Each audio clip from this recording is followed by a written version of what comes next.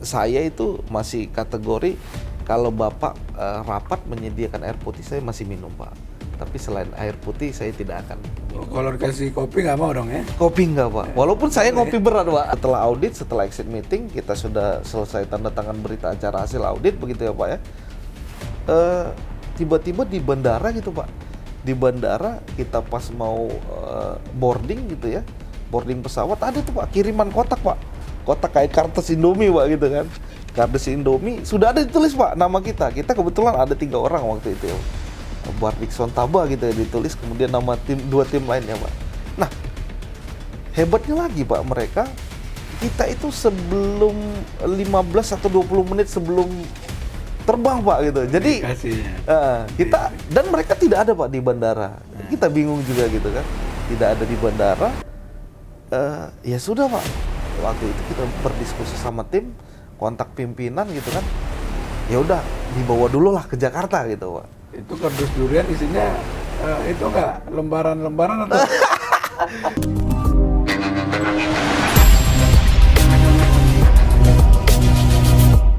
Halo Sobat PPATK, jumpa lagi di Jumatan, Jumpa PPATK Pekanan. Bersama saya, M. Natsir Konga. Sobat PPATK, ini yang kita tunggu-tunggu. Sobat dan rekan kita, Saudara Bardikson Tamba. Dia ini punya jam terbang yang cukup tinggi ya, Bang Bardikson ya. Siapa? Di audit kepatuhan. Nah, jadi salah satu fungsi dan kewenangan PPATK itu adalah melakukan audit terhadap penyedia jasa keuangan, penyedia barang dan jasa terhadap kepatuhan mereka di dalam menyampaikan laporan sebagaimana diatur oleh Undang-Undang Nomor 8 Tahun 2010 tentang pencegahan dan pemberantasan tindak pidana pencucian uang.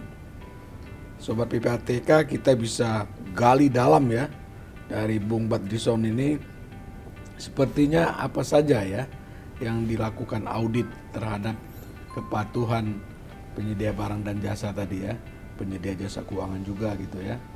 Nah, juga apa saja yang diaudit oleh timnya Bung Bardikson ini, lalu kemudian tantangan-tantangan apa yang dialami oleh mereka di dalam melakukan audit. Sobat PPATK, saya ingin kenalkan bahwa Bang Bardikson ini alumni dari Fakultas Hukum Universitas Sumatera Utara. Tahun 2011 ya, selesai ya? 2011, Pak. Waduh, ini angkatan paling keren tuh, 2011.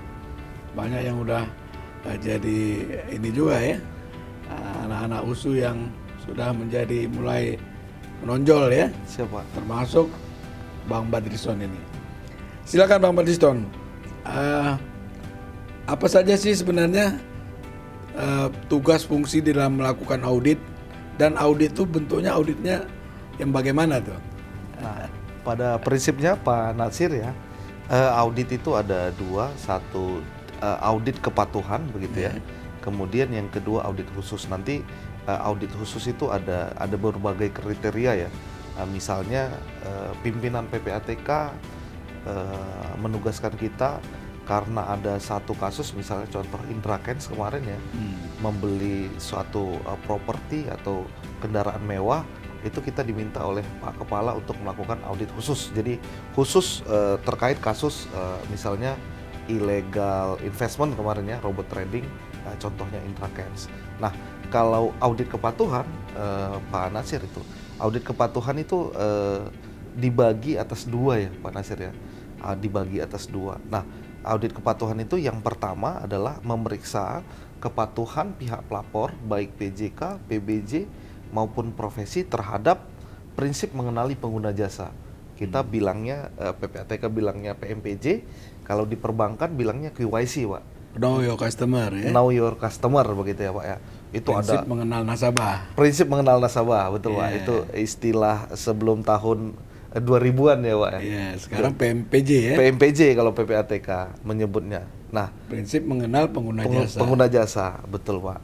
Nah, di prinsip mengenal pengguna jasa itu Pak ada berbagai tahapan ya, Pak ya. Berbagai tahapan identifikasi, verifikasi dan pemantauan. Itu tahapannya. Tapi kalau di audit kepatuhan bilangnya kita 5 pilar Pak. Iya. 5 pilar audit. Iya. Itu ada kebijakan dan prosedur, pengawasan aktif direksi komisaris, sistem informasi, pengendalian internal, dan sumber daya manusia. Nah, ketika melakukan audit kepatuhan, kita harus memeriksa 5 pilar ini Pak. Nah, terkait dengan PMPJ. Iya. Nah, kemudian kalau tadi itu terkait PMPJ yang pertama ya Pak ya, Iya. prinsip mengenali pengguna jasa, know your customer. Nah, kemudian yang kedua adalah kewajiban pelaporan Pak. Jadi kita akan memeriksa seluruh transaksi, biasanya 1 periode ya Pak ya. Anggaplah di awal 2014 kan kita ngambil 2 tahun periode transaksi Pak. Nah, jadi penyedia jasa keuangan ini wajib menyampaikan laporan. Itu Laporan. laporan apa aja tuh? Laporan banyak Pak. Kalau PJK banyak Pak. Ada LTKT, laporan transaksi keuangan tunai gitu ya. Di atas 500 juta. Di atas per hari. 500 juta, betul. Nah, kemudian yang kedua adalah LTKM, laporan transaksi keuangan mencurigakan. Kalau ada indikasi tindak pidana, kemudian kalau dia menyimpang dari profil, itu dilaporkan sebagai LTKM. Nah, itu laporan transaksi keuangan mencurigakan itu kriterianya atau dasarnya apa itu? Dasarnya ada di pasal 1 angka 4 Undang-Undang 8 2010 ya Pak ya. Iya. Tentang penjelasan LTKM itu ada menyimpang dari profil, karakteristik, pola transaksi, kemudian pengguna jasa itu terindikasi tindak pidana, kemudian ada 4 sih Pak, tapi saya hanya ingat 2 ya Pak ya. Nah, yang 4 itu ada misalnya terindikasi tindak pidana ya. Kemudian yang pertama tadi tidak sesuai karakteristik pola transaksi. Jadi misalnya kayak saya nih Pak, PNS nih Pak, kan polanya hampir sama ya. Tapi saya nggak tahu nih Pak Nasir nih, polanya hampir sama ya Pak ya. Ya, terima gaji. Terima gaji, kemudian di akhir bulan itu berkurang untuk biaya dan bulan berikutnya masuk lagi gaji ya Pak ya. Iya. Itu pola transaksi ya Pak, yang sederhana. Sesuai dengan Dengan profil saya, Ya. PNS begitu ya. Nah, kalau tiba-tiba saya terima gaji tanggal 10, kita biasanya kalau PNS awal bulan ya Pak ya, Iya. tanggal 1 sampai tanggal 3 begitu misalnya. Kalau misalnya awal bulannya Sabtu Minggu gitu ya, Iya. tanggal 1 sampai tanggal 3. Nah, tiba-tiba saya terima uang 500 juta gitu Pak di tengah. Nah, itu biasanya kita menyebutnya PJK itu tolong ditanamkan parameter gitu ya Pak ya. Tolong ditanamkan parameter, tiba-tiba orang menerima uang, sejumlah uang yang tidak sesuai dengan karakteristik pola transaksinya, itu tolong dipantau. Biasanya gitu sih Pak. Oh, jadi ada batasan yang mereka pantau itu Ada di dalam batasan pola tadi. di dalam pola kita biasanya meminta mereka Pak untuk parameter itu disesuaikan dengan karakteristik si perbankan misalnya gitu Pak, si PJK. Karena agak beda nih Pak, misalnya PJK yang berbasis misalnya customernya itu retail Pak, retail. Nah, itu biasanya batasan transaksinya lebih kecil tuh Pak, karena memang nasabahnya, pengguna jasanya memang transaksinya kecil-kecil. Beda halnya misalnya bank ekspor impor Pak. Bank ekspor impor kan transaksinya besar ya Pak. Yeah. Pembayaran tagihan ekspor atau impor, penerimaan pembayaran tagihan ekspor atau impor gitu ya Pak ya. Itu akan besar. Jadi tidak bisa disamakan antara satu bank dengan yang bank lain untuk nilai transaksinya. Termasuk nasabahnya. Nah, kalau dia ekspor impor ya memang dia bentuknya dolar dan nilainya ratusan miliar, bisa puluhan miliar gitu kan ya. Betul Pak. Nah, itu kan harus dibedakan nih ya. Harus dibedakan Pak. Nah, sekarang misalnya kan saya juga PNS misalnya. Saya dapat aliran dana dikirim ke rekening saya 10 miliar. 10 miliar, betul Pak. Dari hasil penjualan harta kekayaan warisan misalnya. Harta kekayaan. Itu gimana itu? Nah, biasanya transaksi Bapak akan tetap tertangkap parameter Pak. Akan tetap tertangkap parameter. Nah, tahapan selanjutnya yang harus dilakukan oleh bank adalah melakukan EDD namanya Pak, Enhanced Due Diligence. Nah, bisa jadi nanti tahapan EDD ini Bapak akan dikonfirmasi nih Pak, akan ditelepon biasanya Pak ya oleh perbankan. Pak Nasir, ini ada transferan masuk dengan strategi IDD masing-masing bank berbeda-beda ya Pak. Nanti pasti akan dikonfirmasi bahwa misalnya apakah Bapak dapat dari warisan gitu. Warisan otomatis pengirimnya adalah misalnya orang tua atau kakak atau adik ya Pak ya. Iya. Dari kampung misalnya kayak gitu ya Pak ya. Iya. Nah, itu akan dikonfirmasi oleh si perbankan dan itu merupakan kewajiban mereka.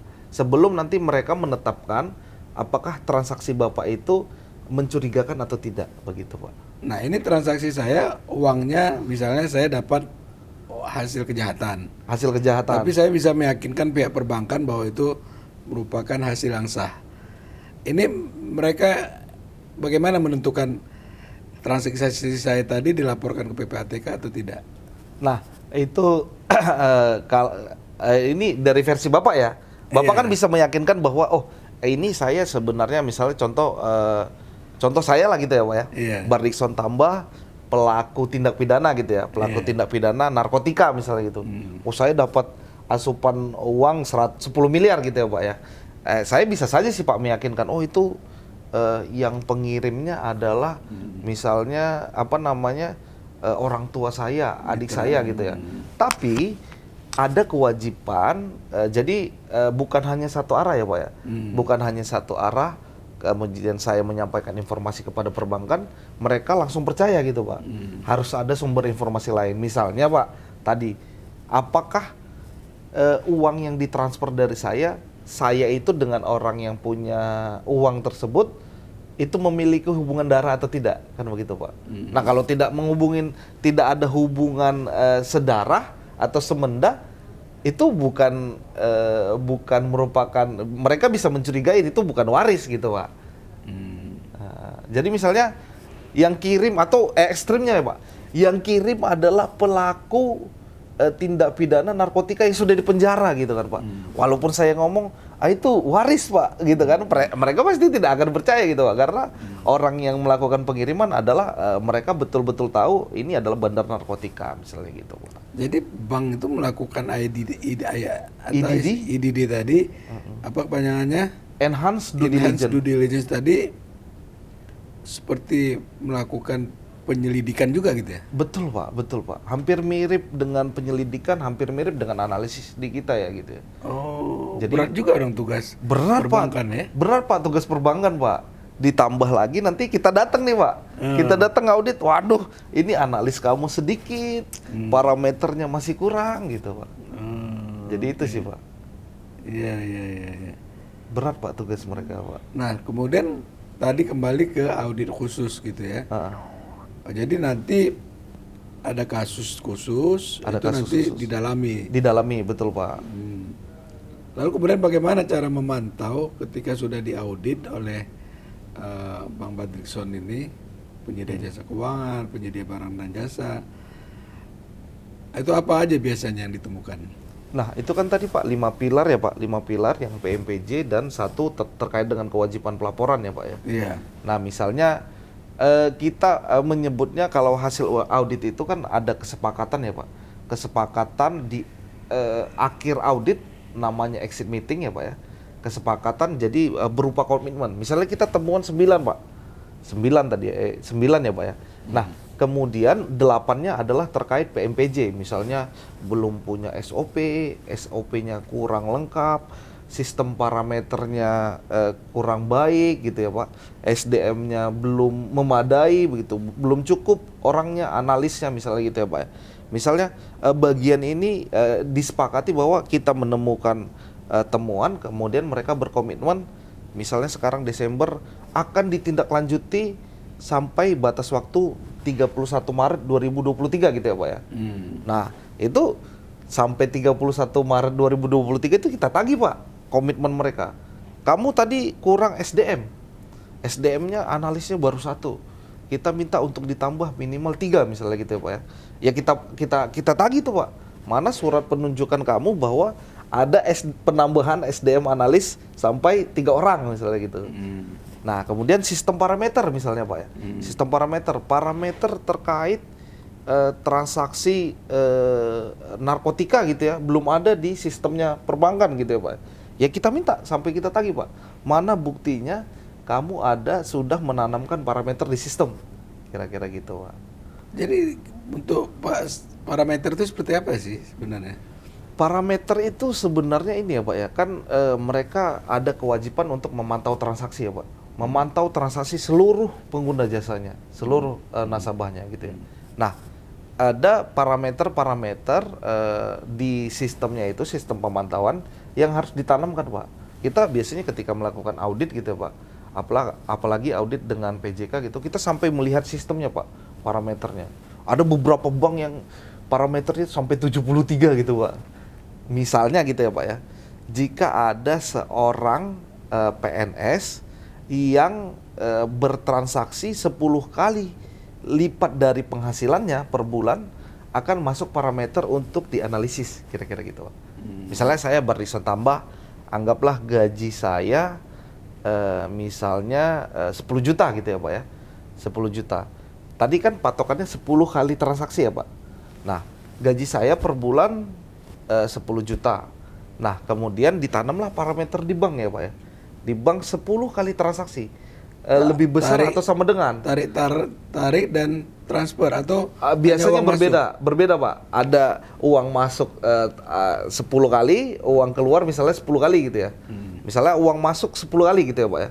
Nah, berarti ketika saya bertransaksi di atas atau sama dengan 100 juta dalam satu kali transaksi dalam satu periode bulan, saya akan ketangkap hit parameter mereka. Gitu. Nah, itu Pak misalnya. Nah, ada juga misalnya di transaksi narkotika ya Pak, ini yang sering terjadi ya. Kalau bandar-bandar itu kan akan ujung-ujungnya menerima transferan dari pengedar-pengedar ya Pak ya. Nah, biasanya teman-teman perbankan itu kita suruh misalnya menanamkan parameter, jika dalam satu hari transaksi ada uang masuk dengan frekuensi lebih dari 100 kali ke perorangan, itu tolong ditangkap sebagai parameter misalnya gitu Pak. Nah kan sekarang kalau bandar apalagi pengedar sekarang kan udah canggih-canggih. Dia misalnya ngirimkan uang yang agak banyak dikit udah melalui badan usaha, ekspor impor. Betul. Itu gimana tuh membuat parameter yang dari waktu ke waktu mereka kan lebih canggih dan apa gitu ya. Supaya parameter ini juga bisa menangkap perkembangan dari perubahan apa ya Pak? Perubahan model zaman gitu ya Pak. Nah, kecanggihan yang dilakukan oleh pelaku kejahatan kan. Nah, betul Pak. Nah, sebenarnya ini ada usaha yang bagus ya Pak dari misalnya kita PPATK ya Pak sebagai lembaga FIU gitu, kita 2 tahun 3 tahun ini kita berkolaborasi Pak dengan OJK Pak. Jadi kita sama-sama riset nih Pak, sama-sama riset. Misalnya yang terakhir kita membuat sectoral risk assessment terkait dengan tindak pidana narkotika gitu. Jadi kita bahas nih Pak dengan PJK, dengan OJK gitu, PPATK itu mengeluarkan sectoral risk assessment di tindak pidana narkotika. Nah di situ Pak kita jelaskan Pak tipologinya Pak.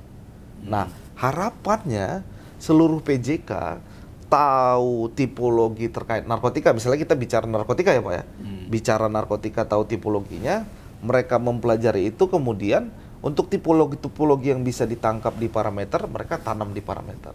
Kira-kira begitu Pak. Itu sih yang jadi artinya sistem tetap bisa mengikuti perkembangan dan lain-lain gitu ya. Tetap Pak. Ya, karena biasanya kan kejahatan selangkah lebih maju dari betul dari penegak hukum atau yang lain kan gitu ya. Sobat PPATK, dalam melakukan audit tantangan tuh tidak sedikit dan banyak sekali ya saya kira ya Bung Badminton ya, apa yang dihadapi, kendala yang muncul ya. Biasanya apa saja tuh kendala-kendala yang dihadapi di dalam melakukan proses audit kepatuhan kepada penyedia jasa keuangan, penyedia barang dan jasa. Ini kedua ini kan beda-beda ini ya. Nah, di dalam melakukan auditnya sama nggak itu prinsipnya atau ada perbedaan?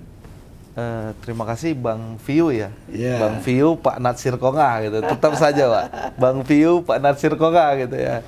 Nah, kalau di penyedia jasa keuangan Bang Viu ya, untuk tantangannya sih yang pertama pastinya berbeda ya dengan penyedia barang dan atau jasa gitu ya.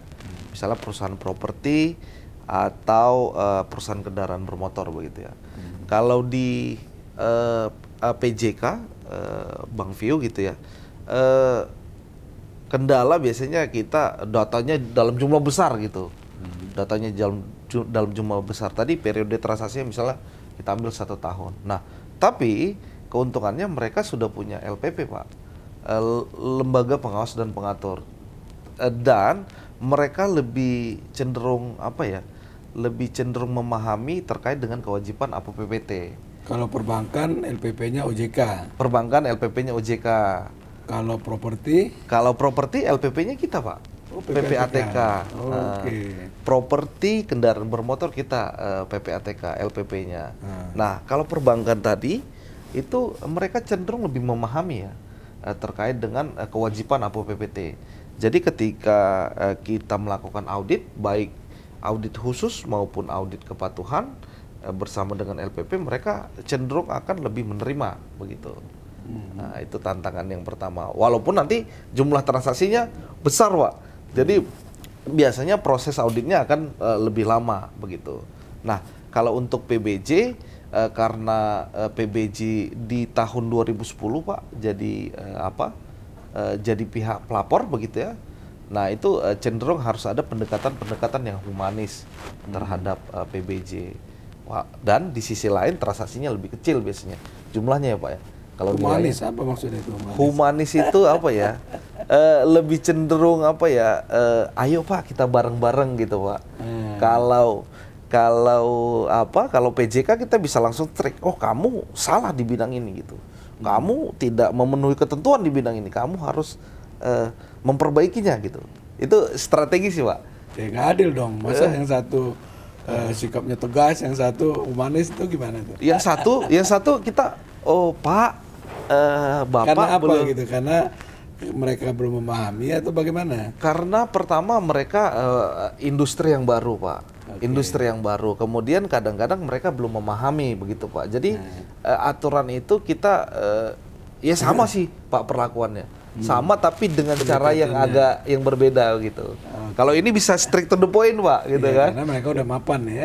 Karena mereka udah mapan, industrinya sudah lama, kemudian di APO PPT juga mereka sudah lama begitu Pak.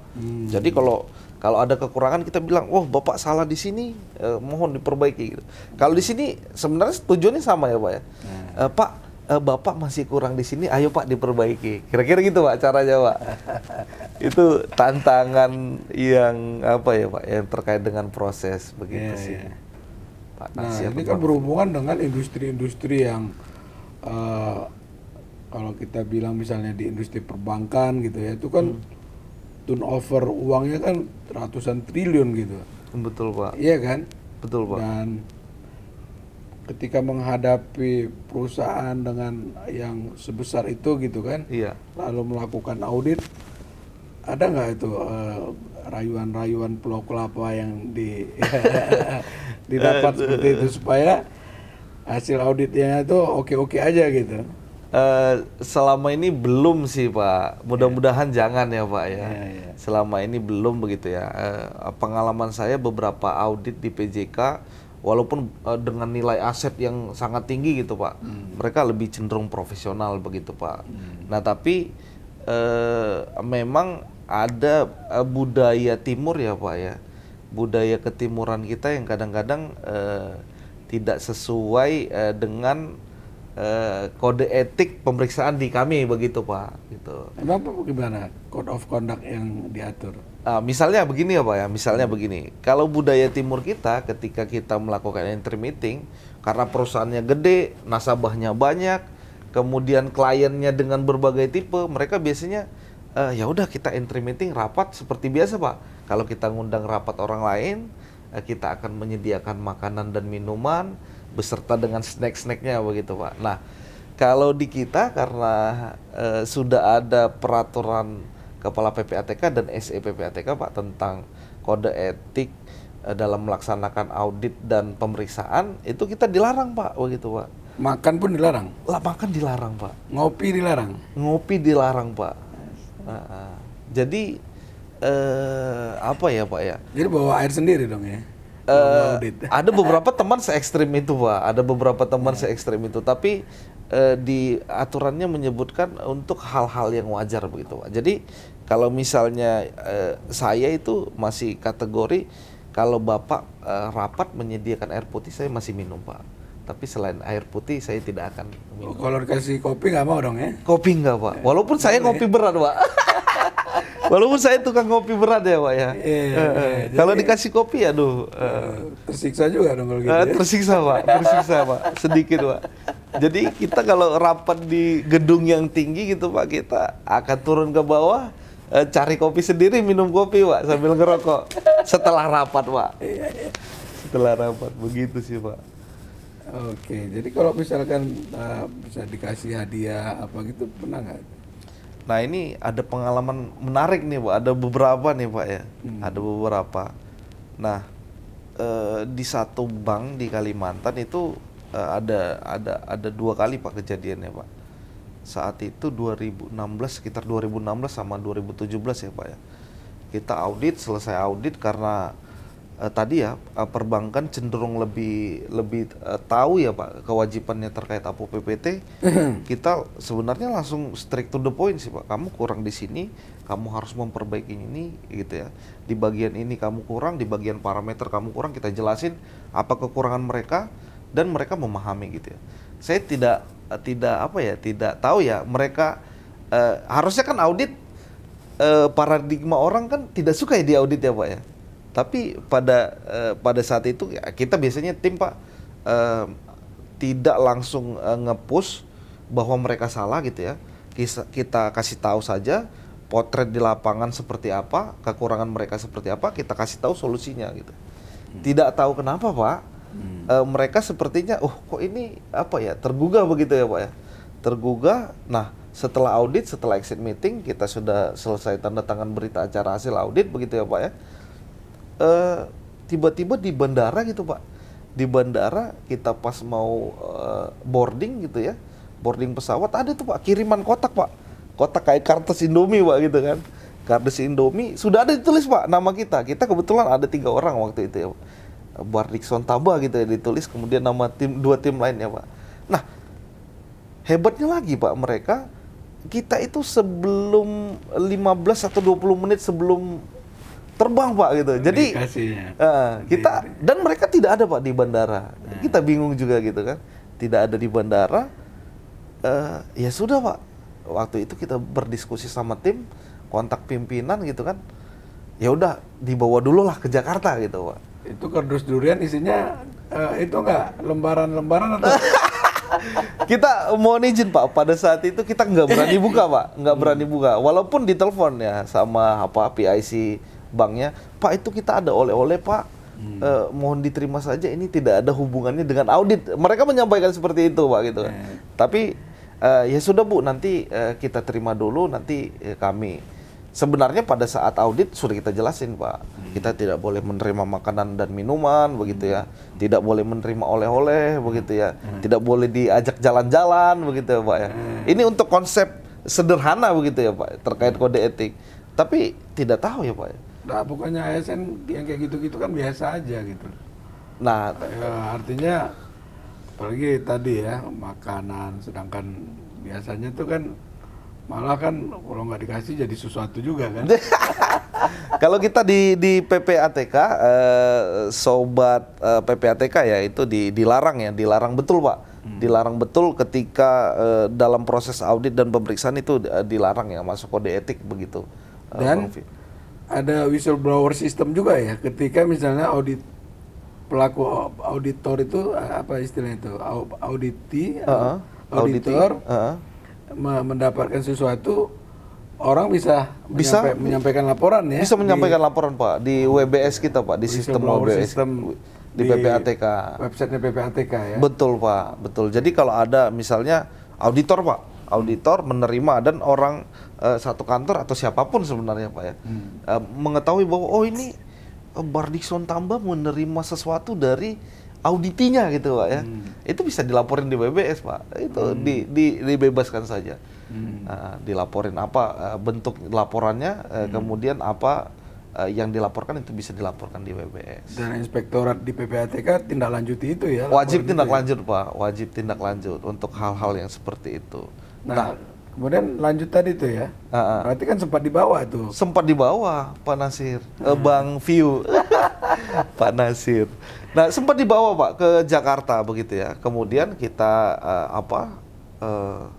kita konsultasi dengan pimpinan. Dan pimpinan menyatakan ya udah kirim lagi Pak gitu ya Pak. Kita kirim lah itu Pak. Tadi paketannya kembali ke Kalimantan Pak gitu kan. Nah pada saat itu kita bersama tim menyebutkan Pak bahwa waduh ini integritas kita diuji dan kita perlihatkan integritas itu butuh biaya Pak gitu jadinya Pak. Kok bisa? Butuh biaya Pak. Kan tadi barangnya sudah kita bawa ini Pak ke Jakarta gitu. Nah kan butuh biaya pengiriman lagi Pak ke sana Pak. Nggak bisa diklaim ke kantor?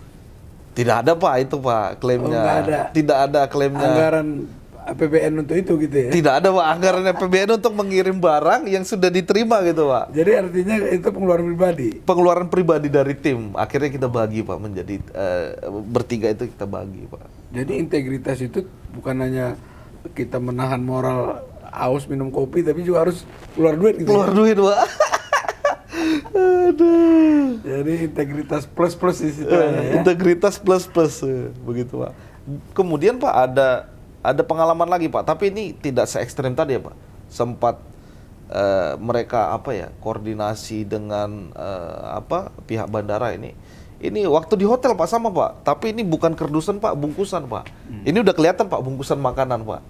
Kita audit biasanya hari pertama sampai hari Jumat Pak. Hari Jumat kita biasanya exit meeting. Nah, kita sudah sampaikan Pak di awal, Bu, Bapak, tolong kami tidak dapat menerima makanan dan minuman selama proses audit.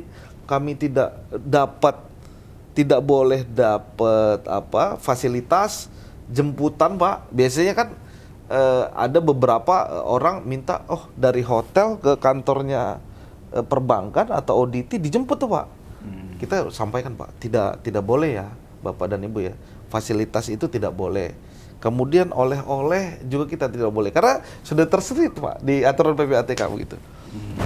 Nah, karena kita menyebutkan bahwa nanti Bapak dan Ibu, walaupun kami tahu ya tim audit PPATK bahwa ini budaya timur, tapi mohon maaf kami sudah sampaikan di awal itu Pak. Nah mungkin mereka berpikir Pak, ini proses audit dari Senin sampai Jumat. Nah kemudian hari Jumat setelah exit meeting, setelah tanda tangan berita acara, boleh dong Pak kami ngasih bingkisan makanan begitu Pak. Mereka tidak memberikan pada saat di kantor mereka Pak. Jadi ketika audit kan nanya-nanya, Pak nginep di mana Pak? Di hotel A gitu ya. Makanannya Pak dikirim ke hotel A Pak. Nah sampai di hotel A, kita biasa kan Pak kalau audit begitu ya. Ya kita setelah audit, setelah exit meeting, biasanya hari Jumat itu setelah sholat Jumat gitu ya Pak ya. Jumatan Pak, seperti acara kita hari ini gitu ya Pak. Setelah Jumatan gitu ya Pak, ya kita makan dulu ya Pak. Makan bersama tim gitu ya Pak. Tapi bukan tim audit. Nah setelah makan siang, sorenya kita balik Pak ke hotel tuh Pak. Di hotel, di resepsionis sudah ada tuh Pak bungkusan makanan atas nama Bardikson, atas nama ketua tim, sama satu lagi gitu Pak. Waduh, kita mikir lagi Pak. Itu Pak, makanan itu Pak. Kita basi lagi ya. Kita gojekin Pak, sumpah Pak. Kita gojekin ke alamat pengirim gitu Pak. Alamat udah pasti apanya ya, PJK-nya. Kemudian kita telepon, Bu, mohon maaf. Waduh Pak, ini kan sudah selesai audit Pak. Tapi mohon maaf sekali Ibu, bilang waktu itu ibu-ibu ya. Mohon maaf sekali Ibu, nanti saja kalau Ibu ke Jakarta kita setelah proses audit gitu Pak. Nanti kita makan-makan saya yang bayar kita gitu Pak. Gitu Pak. Ya sampai keluar biaya Gojek untuk pengiriman makanan yang sudah kita bilang dari awal gitu Pak. Aduh. Jadi SPPD nggak utuh dong. SPBD tidak utuh, tapi itu masih inilah Pak, yang ekstrim yang pertama sih Pak, karena sampai kita harus bawa, gitu sih. Selain itu apa kira-kira tantangan di dalam melakukan audit tuh, Bang Patrisong? Tantangan ya, kemudian ada satu lagi sih Pak yang terkait integritas ini Pak. Ini di kampung saya begitu ya Pak ya. Di kampung saya ini tantangan juga ya Pak ya. Pada saat itu ada bapak si petugas Satpol PP-nya gitu. Kebetulan saya orang Batak gitu ya Pak ya. Kebetulan saya orang Batak, satu warga sama saya gitu Pak. Tambah juga? Bukan tambah sih Pak, si Tanggang waktu itu kalau tidak salah. Tapi masih satu rumpun gitu kan. Nah, waktu itu mereka selesai data penyiapan datanya itu setelah ini ya Pak ya, agak waktu sudah selesai pulang kerja gitu ya Pak ya. Sudah selesai pulang kerja dan kita minta, oh Pak diantarkan saja gitu Pak ke hotel gitu ya. Nah di hotel itu kan ada restoran gitu ya Pak ya. Ada restoran, kemudian ketika beliau datang langsung pesen kopi gitu Pak. Langsung pesen kopi, pesen snack. Waktu itu saya beserta rekan ya Pak, karena meminta data itu. Karena sudah selesai jam kerja, jadi kita minta ya udah Pak diantar ke hotel gitu. Nah kemudian, nah ini berbahaya begitu Pak. Dia sudah datang Pak, kemudian sudah pesan kopi gitu Pak, sudah pesan kopi, kemudian ya sudahlah Pak, dengan terpaksa Pak, dengan terpaksa apa yang dia minum, apa yang kita minum tidak boleh beliau yang bayar kan, terpaksa kita.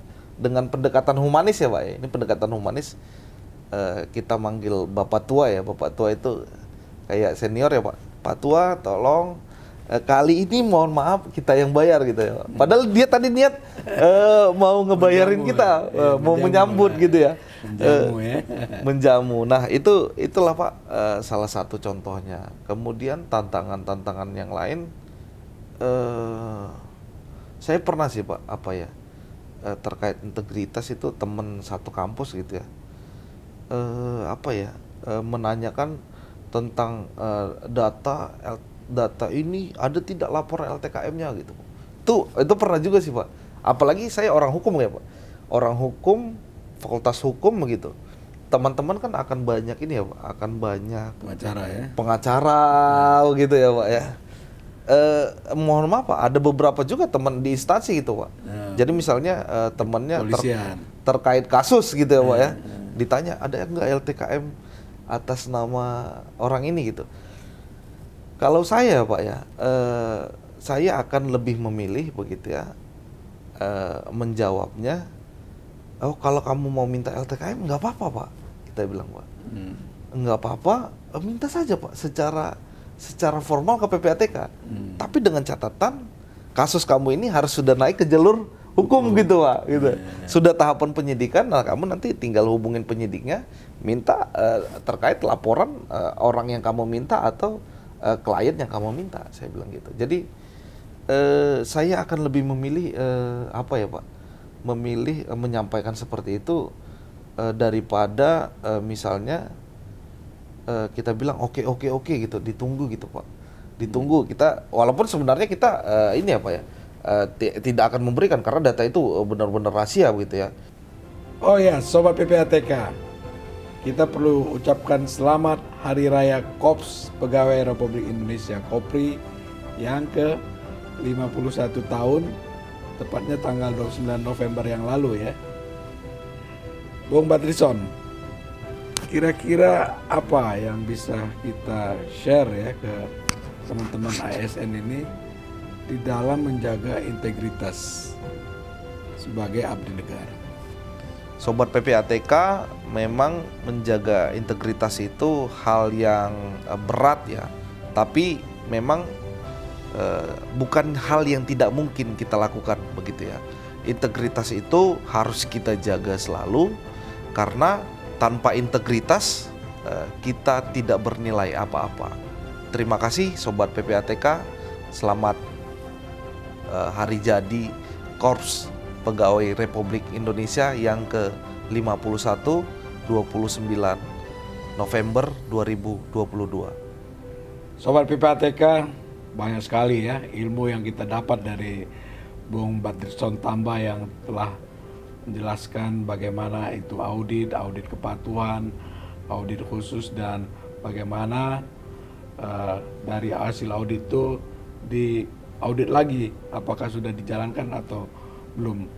Dan memang integritas yang disampaikan oleh Bung Badrison tadi itu memang harus kita jaga ya. Dan saya sangat setuju ya. Tanpa integritas hidup kita tak berarti. Jumpa lagi di Jumatan. Jumpa PPATK Pekanan. Kalau bersih, kenapa harus risih?